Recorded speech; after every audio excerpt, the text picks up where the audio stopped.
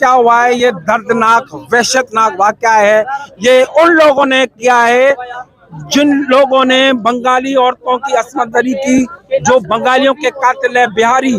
ये परवेज मुशर्रफ के 11 साल दौर में एमक्यूएम के हवाले जो कराची की गई, उन्होंने वहां से बांग्लादेश से बिहारियों को लाके यहाँ कराची में बसाया।